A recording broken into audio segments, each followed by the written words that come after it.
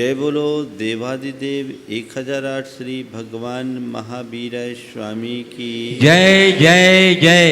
अहिंसा परमो धर्म की जय जय जय। परम पूज आचार्य गुरुवर श्री विद्यासागर जी महाराज जी की जय जय जय। परम पूज्य 108 मुनिवर से प्रमाण सागर जी मुनि महाराज की जय जय जय। परम पूज्य मुनिवर से विराट सागर जी मुनि महाराज की जय जय जय। प्रभु की स्तुति में लौलीन आचार्य मानतुंग प्रातिहार्य स्वरूप वैभव के साथ प्रभु का स्तवन कर रहे हैं और कह रहे हैं, प्रभु आपके ये प्रातिहार्य आपकी असाधारणता को प्रकट कर रहे हैं।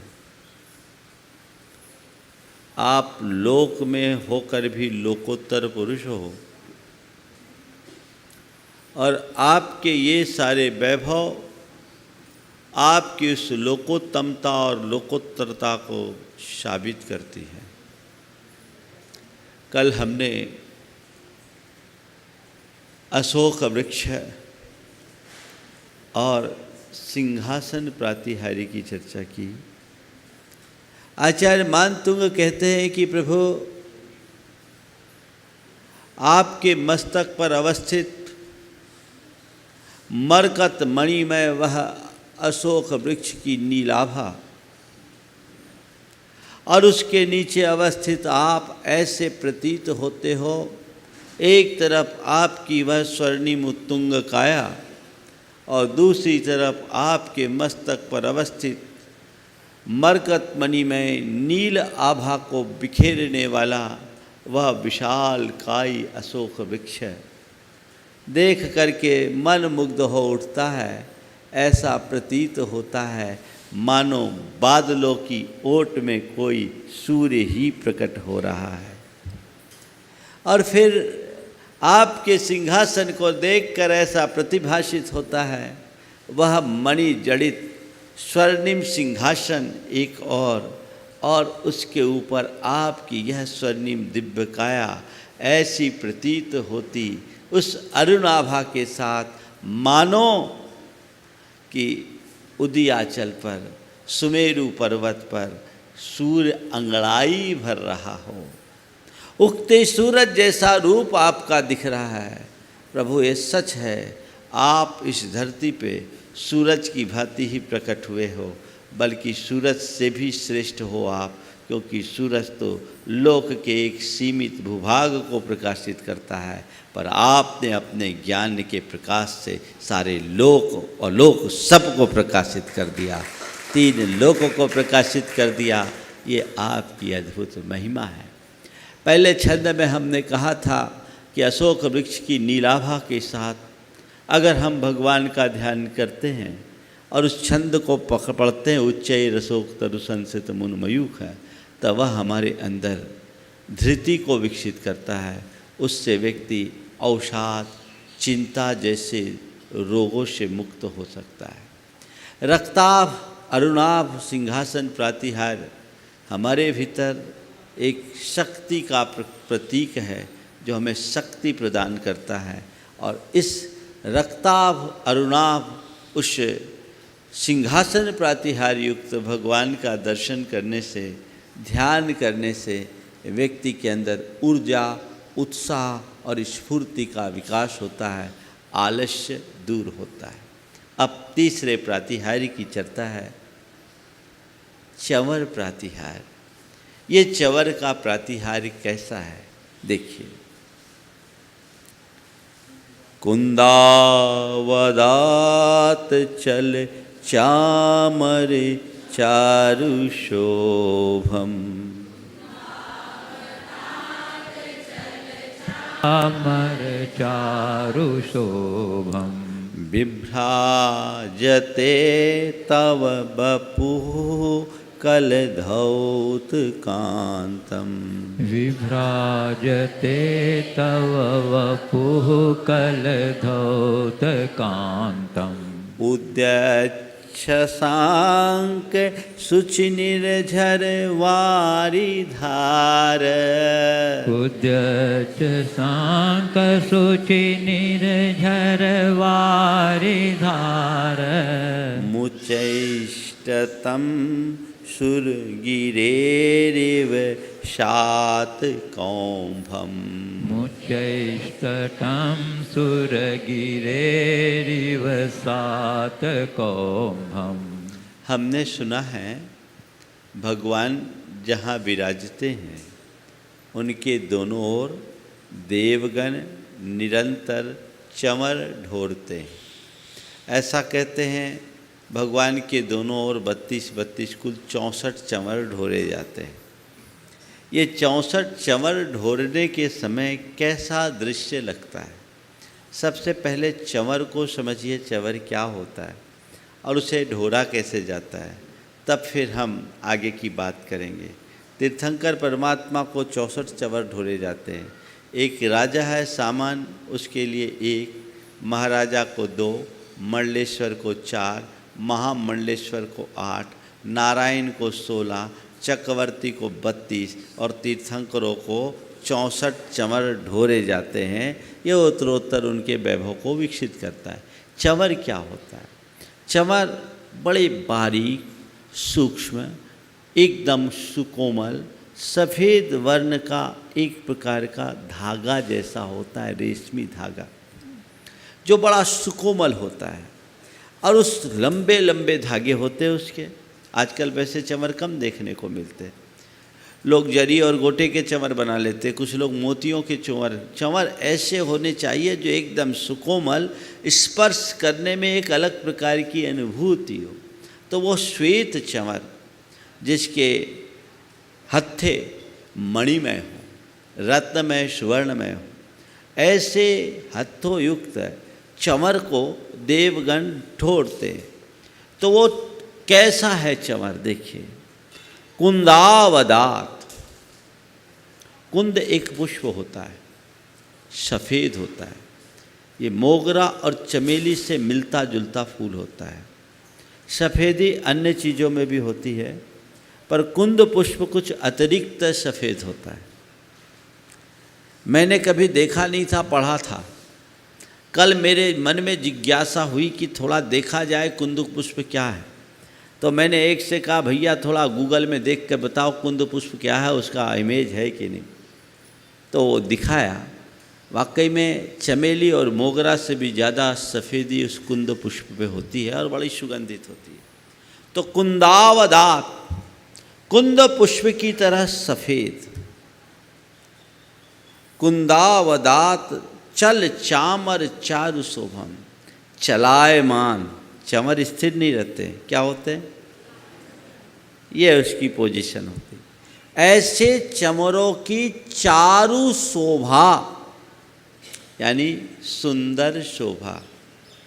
निरंतर चमर झुक रहे, उठ रहे, झुक रहे, उठ रहे, झुक रहे, उठ रहे। ऐसे चमर की चारु शोभा, सुंदर शोभा।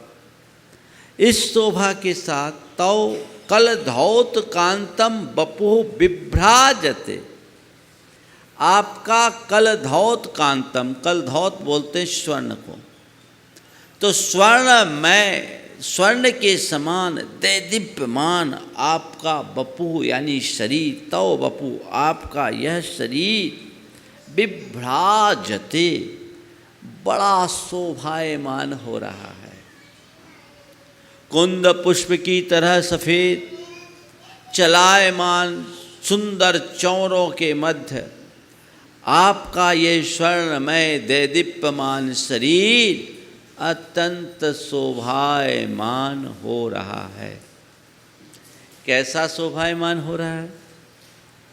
उद्यत शशांक शुचि निर्झर वारिधार। उद्यत शशांक, उगते हुए चंद्रमा के समान शुचि उज्ज्वल, निर्झर वारिधार, झरने की जलधारा की तरह। कैसा? एकदम झरने की धार जब बहती है, चंद्रमा की तरह श्वेत, वो झरनों की धार कैसे? तुंगोदयाद शीर्षीव सहस्त्र रश्मि उच्चैष्टतम सुरगिरेरिव सातकौभम। उच्चैष्टतम मानो जिसके ऊंचे ऊंचे दोनों तट बने हुए हैं, ऐसे सुरगिरी के दोनों तट पर ये दो झरने बह रहे हैं।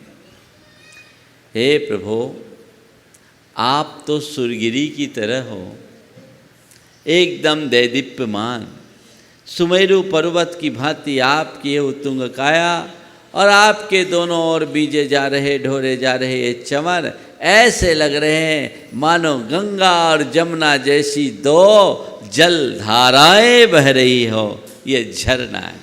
एक पल को थोड़ी सी कल्पना करो, आंखें बंद करो और देखो भगवान को कि एक भगवान, हम पहले के इन तीनों प्रातिहार्यों को साथ लेकर के चले।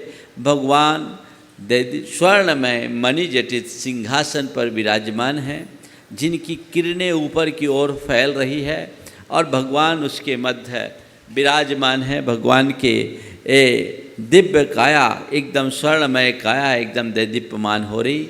ऊपर से वह अशोक वृक्ष, विशाल काय अशोक वृक्ष, जिसकी नीलाभा सर्वत्र फैल रही है और भगवान की उस स्वर्णाभ काया ऐसी प्रतीत हो रही है मानो बादलों की ओट से कोई सूर्य प्रकट हो रहा है। ऊपर कल्प अशोक वृक्ष है, नीचे दिव्य सिंहासन, बीच में भगवान और उनके दोनों बाजू में चंवर निरंतर ढोरे जा रहे हैं मानो गंगा जमुना बह रही है, दो निर्झर बह रहे हों। एक पल के लिए प्रभु का आप ध्यान करें, आंखें बंद करें, अनुभव करने की कोशिश करें। हम अपने मन में प्रभु को बसाएं। भगवान ऋषभदेव की वह दिव्य काया, वह परमोदारिक शरीर, वह स्वर्णाभ मूर्ति, जिसके जो भगवान सिंहासन पर 4 अंगुल ऊपर बैठे हैं, वो सिंहासन अद्भुत सिंहासन, जिसका आकर्षण अलग और जिसकी किरणें ऊपर की ओर फैल रही है। भगवान विराजमान है, भगवान के शरीर की काया का तेज चारों तरफ फैल रहा है। ऊपर अशोक वृक्ष है, उस अशोक वृक्ष की छाया भगवान पर और भगवान का वह किरणों का प्रभाव अशोक वृक्ष पर पड़ रहा है। वो नीलाभा और उसके मध्य चारों तरफ प्रकाश फैल रहा है। ऐसा लग रहा है मानो बादलों की ओट में कोई सूर्य प्रकट हो रहा है। ये गंगा जमुना जैसी जो धार निरंतर प्रवाहित हो रही है। प्रभु का ऐसा ध्यान, अद्भुत ध्यान, अपने आँखों में ऐसी छवि को बचाने की कोशिश करो। देखिए क्या आनंदानुभूति होती है। और ये ध्यान आप करें तो जीवन में एक अलग अनुभूति घटित हो सकती है। देखिए पहले छंद में नीलाभ अशोक वृक्ष की बात की गई, दूसरे छंद में रक्ताभ की बात कही गई, अरुणिमा की बात कही गई, उगते हुए सूरज की बात की गई। अब श्वेताभ की बात कर रहे हैं, सफ़ेदी की बात कर रहे हैं, कुंद पुष्प की तरह सफ़ेद चमर। ये किस बात का प्रतीक है? श्वेत वर्ण शांति का प्रतीक है। मैंने आपसे कहा था अशोक वृक्ष धृति का प्रतीक, सिंहासन शक्ति का प्रतीक, तो ये चंवर शांति का प्रतीक है। श्वेत आभ, ये जो सफ़ेद रंग है, ये शांति का प्रतीक है। जिनके मन में बार बार उत्तेजना आती है, जिन्हें आवेश आता है, जिन्हें बहुत गुस्सा आता है, वे अगर अपने अंदर की इस अशांति और उद्वेग को शांत करना चाहते हैं तो चंवर प्रातिहार युक्त प्रभु का आप सफ़ेद रंग के साथ ध्यान करें और इस छंद को बार बार दोहराएं। कुंदावदात चल चामर चारु शोभम भ्राजते तो वपू कनकावदातम उद्दत शशांक शुचि निर्झर वारिधार मुचेष्टतम सुरगिरेरिव सात कौम्भम। ये झरना झर रहा है, ऐसी अनुभूति आप कर सकते हैं। दूसरी बात, जब हम चंवर प्रातिहार्य को रखते हैं तो अपने यहाँ अनेक स्थानों पर ऐसा वर्णन आता है कि ये चमर प्रातिहार इस बात का प्रतीक है कि जो भगवान की शरणागत होता है वो शीघ्र ऊर्ध्व गति को प्राप्त करता है, क्योंकि चमर ऐसे ढोरे जाते हैं फिर उठाए जाते हैं, ढोरे जाते हैं उठाए जाते हैं। तो इस तरह के चमर की बात है। बंधुओं, हम लोग 64 चमरों की बात करते हैं। प्रायः आगमों में तिलोपनत्ति में 64 चमर की बात है, आदि पुराण में भी 64 परिवार की चमर की बात है। लेकिन आचार्य पूज्यपाद ने चमरों की चर्चा करते हुए कहा, उन्होंने 2 ही चमर की बात कही। यक्षौ कमल दलाक्षौ ससलील चामरयुगलम परिनिक्षिप्त सलील चामरयुगलम। वे कहते भगवान आपके दोनों ओर 2 यक्ष। कैसे यक्ष? कमल दलाक्षौ, जिनकी आंखें कमल की पाखड़ियों की तरह बड़े बड़े हैं। परिनिक्षिप्ता, वो चमर को, चामर युगलम, चमर युगल को, 2 चमरों को, सलील लीला सहित आपके दोनों ओर ढोरते। तो 2 की भी चर्चा आती है, 64 की भी आती है। जो भी हो, प्रभु के आगे इतने चमर ढोरे जाते हैं और ये प्रभु की महिमा का द्योतक है। समझ गए? तो ये चमर क्यों ढोरे जाते हैं? गुरुदेव रामटेक में थे, काफ़ी गर्मी थी, बहुत पसीना आ रहा था और गुरुदेव को बहुत पसीना आता भी है। तो कोई हवा करने लगा गमछे से, उनने मना कर दिया, बोले रहने दो, मत करो। गुरुदेव बहुत पसीना आ रहा है, बोले आने दो, कोई दिक्कत नहीं है, जितना पसीना आना है इसी भाव में आ जाए, ताकि निस्वेदत्व को प्राप्त कर सके। क्या बोला उनने? जितना पसीना आना आ जाए ताकि निस्वेदत्व को प्राप्त कर सकें। मतलब तीर्थंकरों को पसीना नहीं आता, उनके जन्म का एक अतिशय होता निस्वेदत्व। तो पहला तो उनने ये कहा कि जितना पसीना आना आ जाए ताकि निस्वेदत्व को प्राप्त कर सके। फिर सामने वाला नहीं माना, फिर भी वो हवा करता रहा।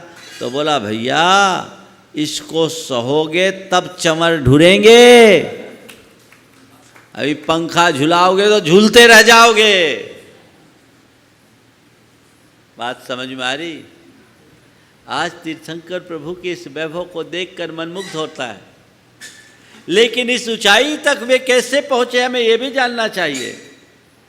ये यूं ही हासिल नहीं हुआ। तीर्थंकरत्व मनुष्यत्व का चरम विकास है।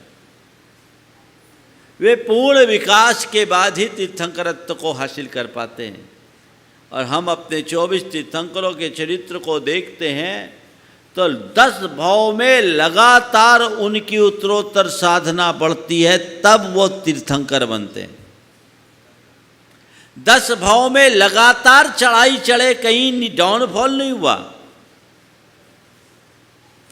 अगर अपनी आत्मा का उत्कर्ष करना चाहते हो तो सतत गतिशील रहो। चरय वेति चरय वेति चरय वेति, इस उक्ति को साथ चरितार्थ करो।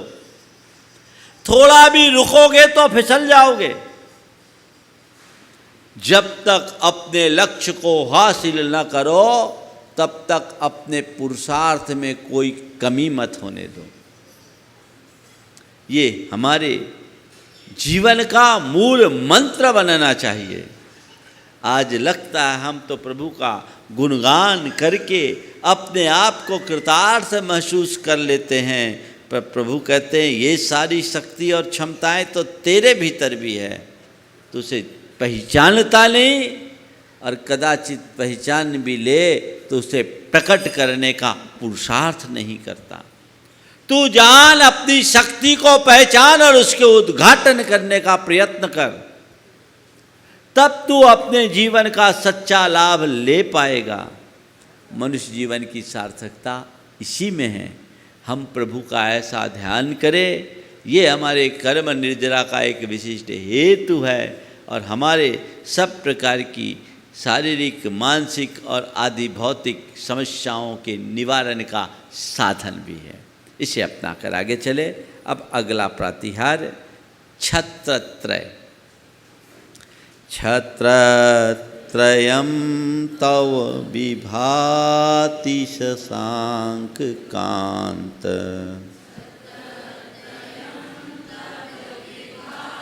शशांक कांत।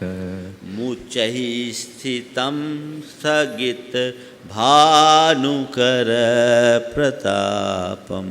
मुचै स्थितं स्थगित भानुकर प्रतापम्। मुक्ताफल प्रकर जाल विवृद्ध शोभम्। मुक्ताफल प्रकर जाल विवृद्ध शोभम्। प्रख्यापयत्रि जगतः परमेश्वरत्वम्। प्रख्यापयगतः परमेश्वरत्वम्। भगवान का चौथा प्रातिहार्य है 3 छत्र। भगवान के मस्तक पर 3 छत्र शोभायमान होते हैं। प्रायः आजकल मंदिरों में एक ही छत्र लगाते हैं। छत्रत्रय प्रातिहार्य है।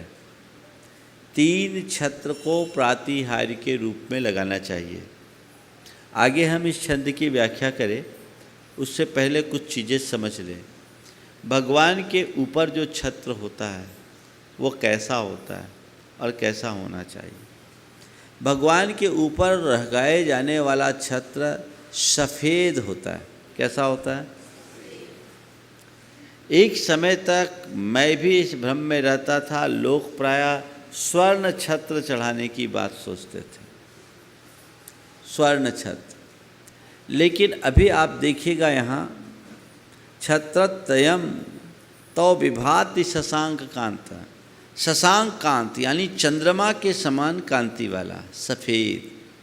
त्रय छत्रम तो आपका विभाति बड़ा शोभायमान है। एक लंबे समय तक मैं भी सोने का छत, सोने का छत, सोने का छत।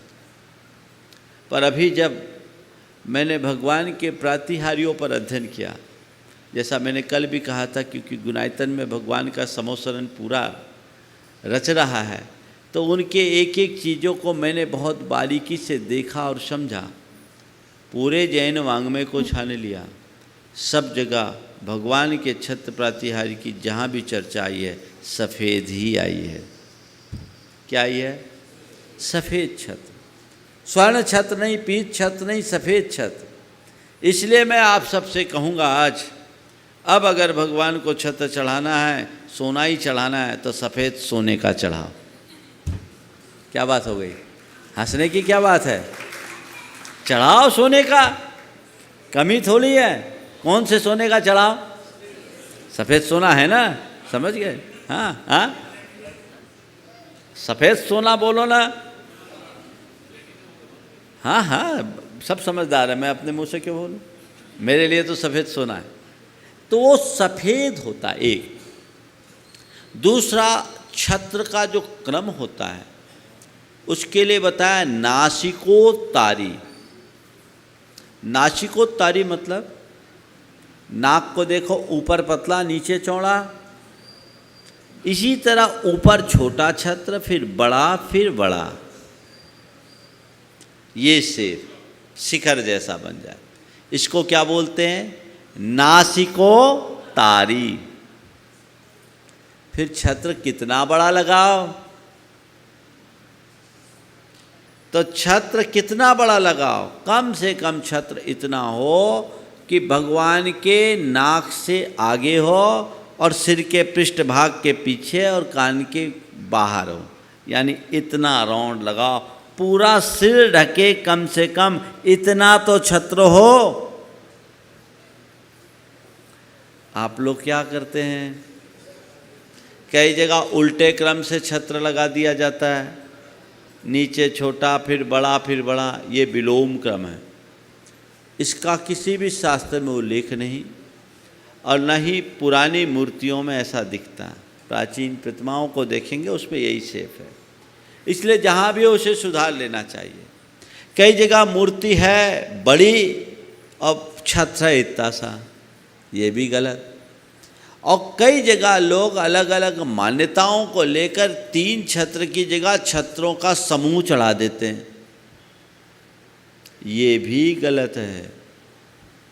छत्रत्रय ही प्रातिहार है और 3 छत्र ही अर्पित करना चाहिए, अधूरा नहीं।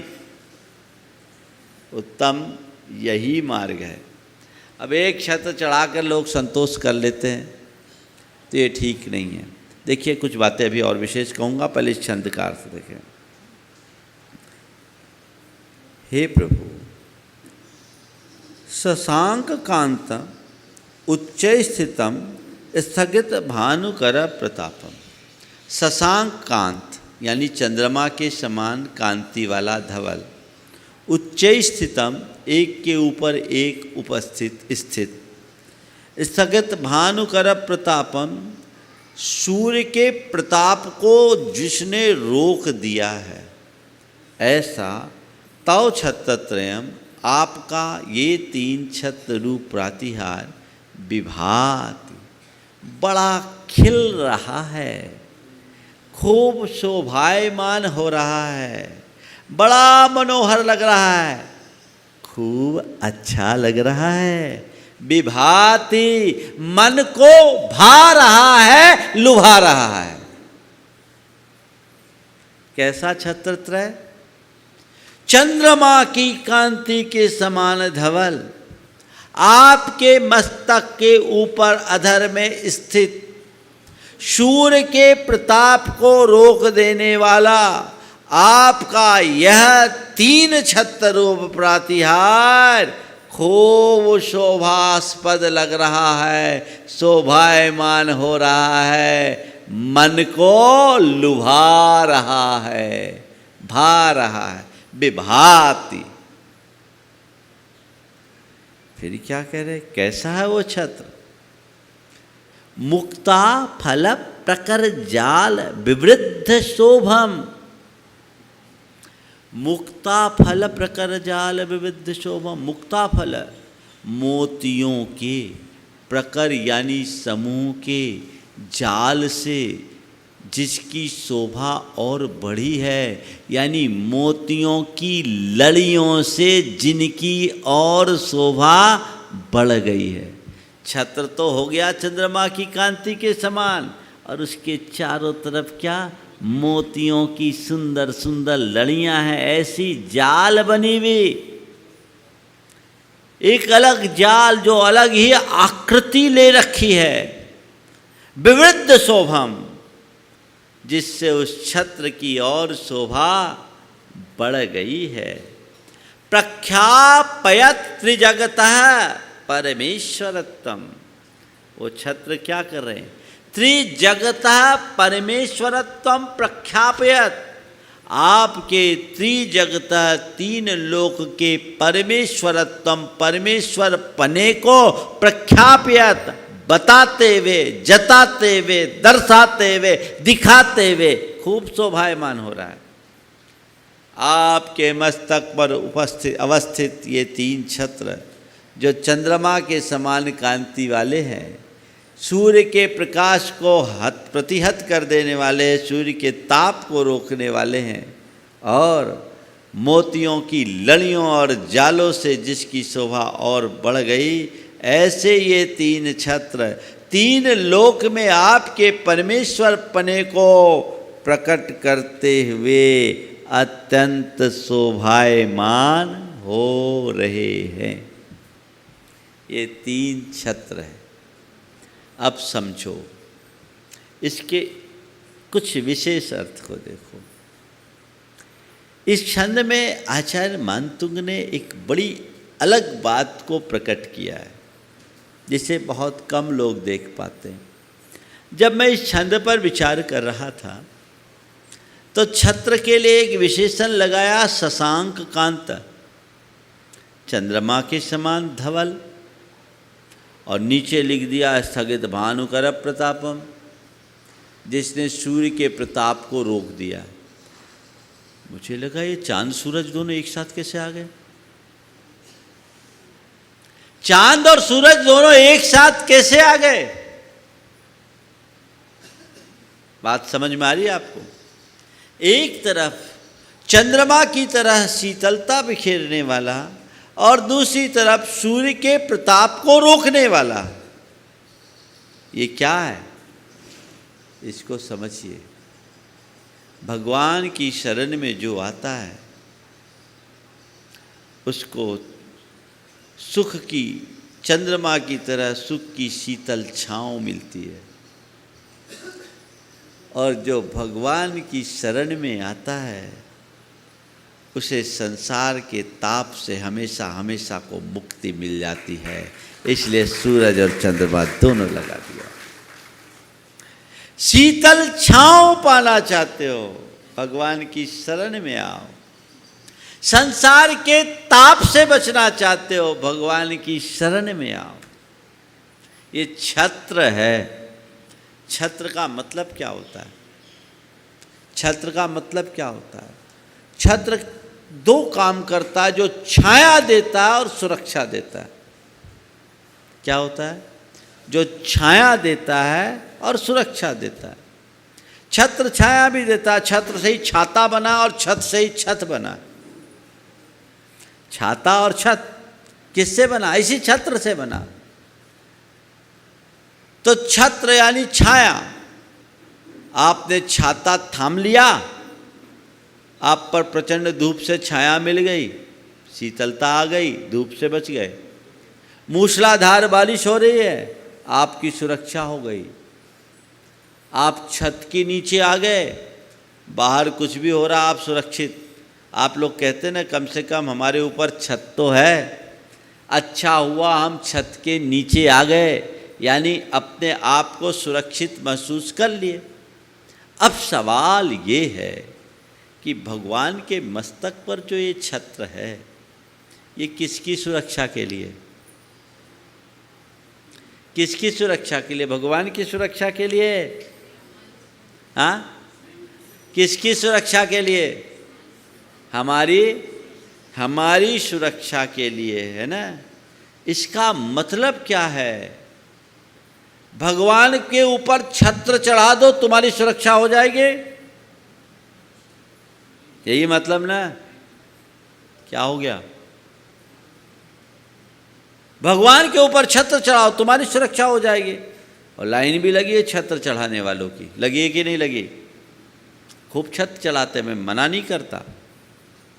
लोग तो कई तरह के मन्नतें मानते रहते हैं और छत्र चढ़ाते हैं, और देखो लोगों का हाल क्या है। 500, 200, 500 का छत्र चढ़ाएंगे और 2-5 लाख की चाह लेकर जाएंगे, है ना। छत्र चढ़ाते हैं, खूब छत्र चढ़ाते हैं। छत्र चढ़ाना एक प्रकार के मन्नत और मनौतियों का रूप भी लेता जा रहा है, और लोग इसे बड़े महिमा मंडित भी कर रहे हैं। भगवान पर छत्र चढ़ाओ, हमारे ऊपर हमारी सुरक्षा हो जाएगी। ये विश्वास है कि नहीं? बोलो।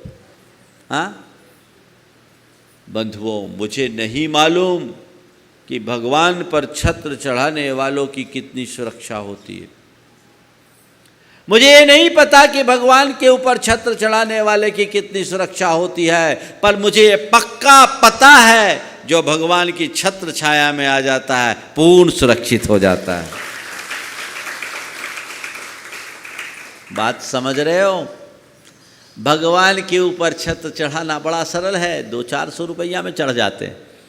आजकल तो कई क्षेत्रों में लेके बैठा रहता है, 50 रुपया का भी छत्र हो जाए, 100 रुपया का भी छत्र हो। हालांकि बनाने में 500 और 2000 लगे, लेकिन तुम लोग भी होशियार है ना। एक ने एक मनौती मांगी भगवान से कि भगवान अगर मुझे बेटा हो जाए तो आपके ऊपर सोने का छत्र चढ़ाएंगे। अगर बेटा हो जाए तो आपके ऊपर सोने का छत्र चढ़ाएंगे। अब बेटा हो गया, अब सोने का छत्र चढ़ाएं तो कैसे चढ़ाए? सोना तो बड़ा महंगा है। दिमाग लगाया, बेटे का नाम सोना रख दिया। बेटे का नाम सोना रख दिया और उसके ऊपर एक पीतल का छत्र उसको पहनाया और वही पीतल का छत्र भगवान को चढ़ा दिया। भगवान, हमने आप पर सोने का छत्र चढ़ा दिया। ये तो तुम्हारे हाल है। 100-200 रुपया में देख लो, ये छत्र अगर हम बनवाएंगे तो अगर 100 ग्राम चांदी का है, क्या भाव है भैया चांदी आजकल? 40-42 हज़ार तो होगा। हाँ, अगर 50 ग्राम का भी है तो कितना हुआ? 5,000 रुपये हो गया, 2,000। अब 2,000 का छत्र है और तुम दे कितना रहे हो? 200 रुपया की रसीद कटा के भगवान को छत्र चढ़ा रहे। अरे ये बेईमानी भगवान के सामने क्यों कर रहे हो? हालांकि क्षेत्र वालों को फायदा है, इस बहाने तुम्हारा दान हो, पर ये सोचो ना कि मैं ये छत्र चढ़ाने के लिए दान नहीं दे रहा हूँ, मैं मंदिर के लिए अपना दान दे रहा हूँ। अगर तुम्हारे मन में छत्र चढ़ाने का भाव आता है तो वाकई में छत्र बनवा करके चढ़ाओ।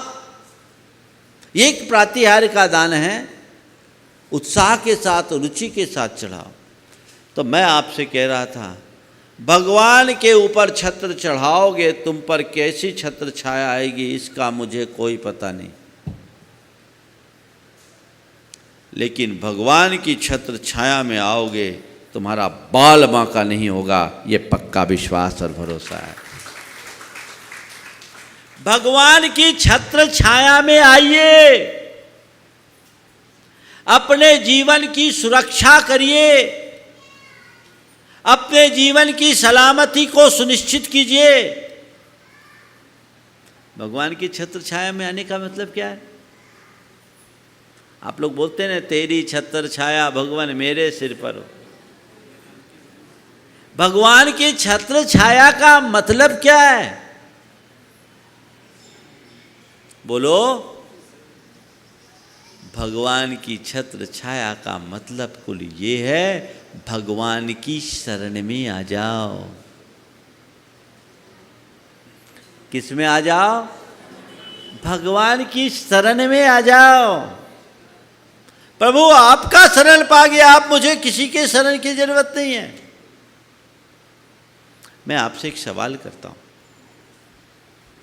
अगर आपकी किसी कबीना मंत्री से अच्छी पहचान और पकड़ हो, एक कैबिनेट मंत्री से आपकी पहचान हो और वो ऐसी वैसी पहचान नहीं, अच्छी पहचान, खासम खास हो, तो जब कभी कोई घटना घटे और वो सामने हो तो आपको डर लगता है। क्यों?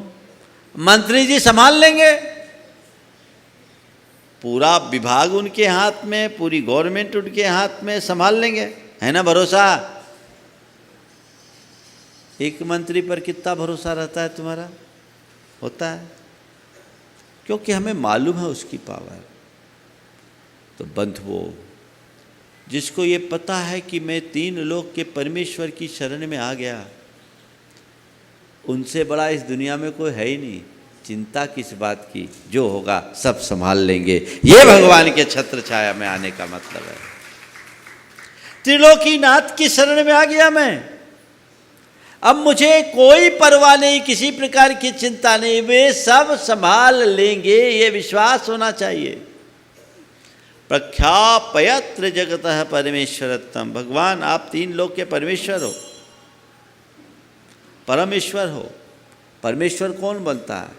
जो अपने आप पर अपना वश बना लेता है, जो अपने आप को अपने वश में करता है, जो खुद को अपने वश में करता है, सारी दुनिया उसके वशीभूत हो जाती है। आज भगवान 3 लोक के परमेश्वर हो। इस लोक में अलग अलग ईश्वर है, स्वर्ग का इंद्र ईश्वर है, पाताल लोक का नागेंद्र ईश्वर है, और इस धरती पर नरेंद्र ईश्वर होता है। प्रभो आप परम ईश्वर हो, क्योंकि आपके चरणों में स्वर्ग का इंद्र भी नत रहता है, आपके चरणों में पाताल का नागेंद्र भी अपना मत्था टेकता है, और आपके चरणों में इस धरती का राजा और नरेंद्र भी अपने आप को शरणागत मानता है। इसलिए आप परमेश्वर हो, और आप परमेश्वर की शरण पाकर मैंने भी अपने जीवन की सुरक्षा पा ली।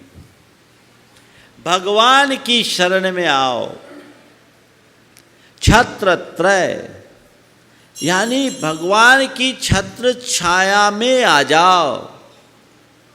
जो भगवान की छत्र छाया में आ गया उसका बेड़ा पार हो गया। भावना जगाइए। देखिए आचार्य मानतुंग ने क्या किया था, क्या किया? भगवान की शरण में आए, छत्र छाया। अब आप लोग क्या करते हैं, मैं कई जगह देखता हूँ, जो अभिषेक होता है ना, तो अभिषेक के बाद छत्र और चंवर चढ़ाते हैं।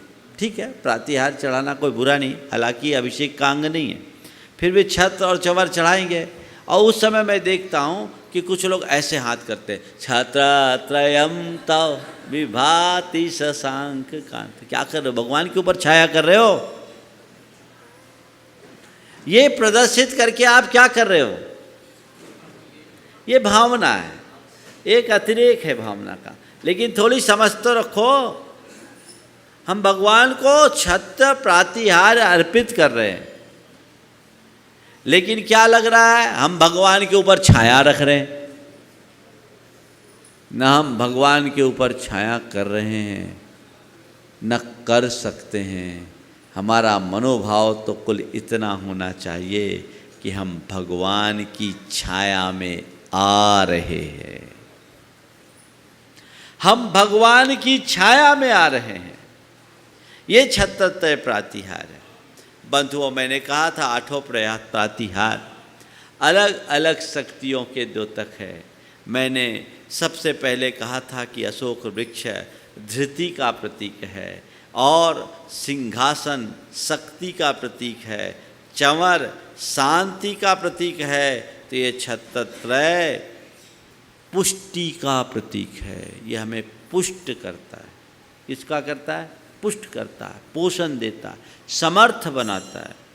जो आदमी अपने आप में वीकनेस फील करते हो, किसी भी प्रकार की कमी या अभाव का अनुभव करते हैं, रिक्तता का अनुभव करते हैं, भीतर से खालीपन का महसूस का अनुभव करते हैं, वे भगवान के इस छत्र त्रय प्रातिहार्य का ध्यान करें।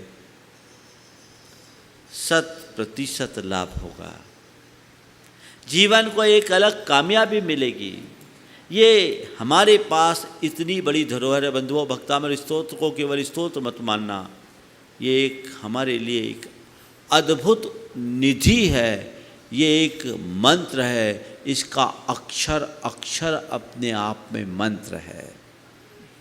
यदि हम उसका लाभ ले सके तो अपने जीवन में बहुत बड़ा परिवर्तन कर सकते हैं। चलिए एक पल के लिए फिर से उस छत्र त्रय प्रातिहार तक भगवान का ध्यान करें। हम अशोक वृक्ष से लेकर छत्र त्रय को रिव्यू करें और वो अपने कल्पना में लाएं। भगवान को इन 4 प्रातिहार्यों से समन्वित करके अपने आँखों में बसाएं। आँख बंद करके जब कभी भी ध्यान करें, देखिए क्या आनंद की अनुभूति होती है और उसका हमें लाभ मिलेगा। आप सब आंखें बंद करें, ये ध्यान रखें भगवान दिव्य सिंहासन पर विराजमान है। स्वर्णमय सिंहासन जिसमें जटित मणियों की किरणें ऊपर की ओर बढ़ रही है, उठ रही है। उस सिंहासन से 4 अंगुल ऊपर अधर आकाश में प्रभु अपने दैदीप्यमान स्वर्णमयी परम औदारिक शरीर को धारण कर पद्मासन में विराजमान हैं। आँखों पर दृष्टि, नासा दृष्टि, प्रभु ध्यान मुद्रा में तटस्थ भाव से वीतराग स्वरूप में भगवान स्थित हैं। उनके मस्तक पर विशाल अशोक वृक्ष है जो मरकत मणिमय पत्तियों से युक्त है, जिसकी आभा सर्वत्र निखर रही है। भगवान की शरीर की कांति ऊपर की ओर उठ रही है और भगवान के मस्तक पर एक के ऊपर एक 3 चंद्रमा के समान धवल सुंदर और मोतियों की लड़ियों से युक्त सुंदर जाली से सहित अत्यंत आकर्षक एक के ऊपर एक ये 3 छत्र है जो नीचे शीतलता बिखेर रहा है, ऊपर से सूर्य के प्रताप को रोक रहा है और दोनों ओर 32 चंवर एकदम शुभ्र धवल चंवर ढोरे जा रहे हैं। ऐसा लग रहा है कि मेरू पर्वत के दोनों ओर दो जल के प्रपात बह रहे हैं, गंगा जमुना जैसी धार बह रही है, मध्य में भगवान विराजमान हैं। हम इस भावना के साथ, इस धारणा के साथ कुछ पल के लिए प्रभु का ध्यान करें। वो भगवान के ऊपर अशोक वृक्ष है, फिर छत्रत्रय, भगवान की देह की कांति ऊपर की ओर बढ़ रही है, नीचे वह दिव्य सिंहासन और दोनों ओर 32 चंवर यक्षों के हाथों ढोरे जा रहे हैं। वह अलौकिक छटा को निहारिए, अपने आप को कृतार्थ महसूस कीजिए। कुछ पल के लिए ऐसे ही ध्यान में निमग्न होइए।